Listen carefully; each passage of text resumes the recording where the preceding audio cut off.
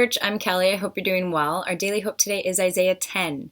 So we see from Isaiah 9, the messianic prophecy of Jesus, that a child will be born, government will be on his shoulders, he'll be Prince of Peace, wonderful counselor, his greatness and reign will not end. So we know that Jesus has the ultimate power and reign. Then we enter in Isaiah 10 with a rebuke to Israel, a rebuke to Assyria, and a promise from God. So,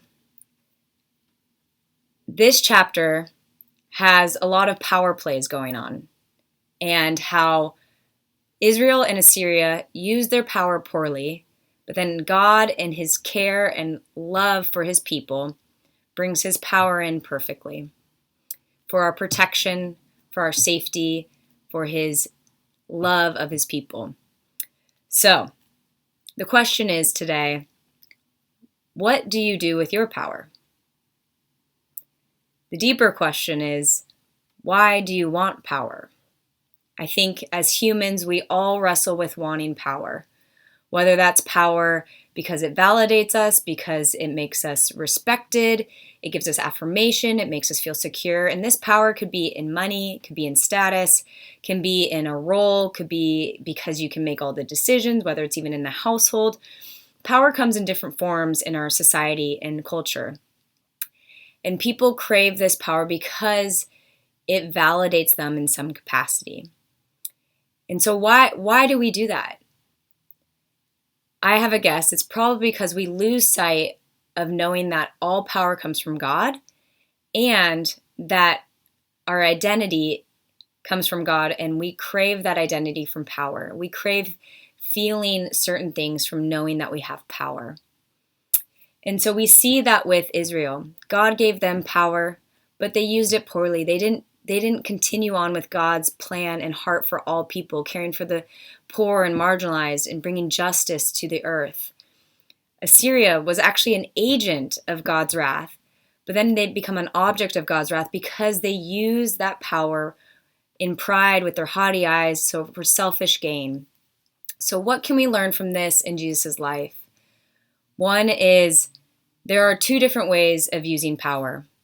One can be for selfish gain, whether that's even to affirm ourselves, and the unintended consequence can be destruction of others, not caring for others.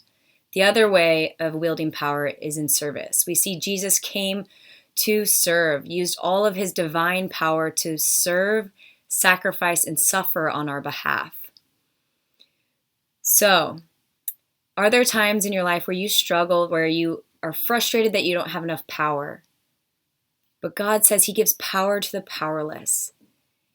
He affirms at the end of Isaiah 10, verse 24 and 25, "My people who live in Zion, do not be afraid of the Assyrians who beat you with a rod, lift up a club against you as Egypt did. Very soon my anger against you will end, and my wrath will be directed to their destruction." So even though God was angry with Israel and he brought